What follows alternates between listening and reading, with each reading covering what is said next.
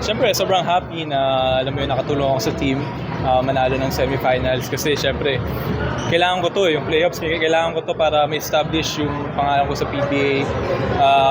So, happy ako na nakatulong ako sa team. Sabi mo nga, first time mo lang pasok ng semis na this is your first win sa semifinals sa House Special. Well, siyempre sobrang happy na alam mo yun, nanalo na kami sa semis. And iba kasi yung gusto ko dito yung experience na binibigay ng semis eh.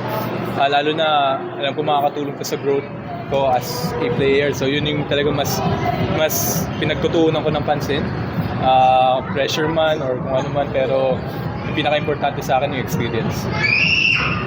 May sinabi ba sa'yo yung mga coaching staff with regards to yun nga, medyo may struggles ka and you're well defended, meron pang mga nabanggit yung coaching staff na medyo nakatulong sa'yo for this?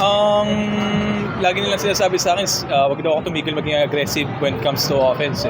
Laruin ko yung laro ko. Pero syempre dapat, although sabihin nila yun, kailangan ko pa rin maging, alam mo yun, maging mature na itira yung kung ano yung tamang tira sa right timing. So, nakatulong yun kasi syempre, yung mga coaches mo mismo nagsasabi sa'yo na maging aggressive ka ba din kahit na nag-struggle ka. Si Drake collectively on the defensive end, of course, medyo nalipit yung mga ilang gamit sa KT, except RRO, Ogoy. Pero could you talk about yung effort mo personally and collectively on the team?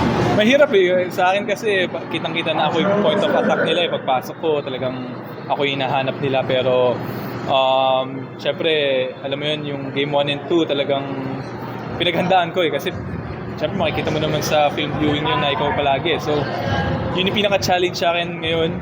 And sobrang happy ako na, alam mo yun, talagang ina-attack na ako, which means meron akong opportunity na mag-grow as a player, as a two-way player.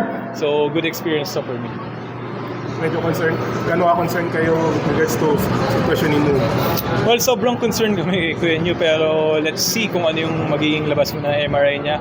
Hopefully, hindi malala. Hopefully, minor lang.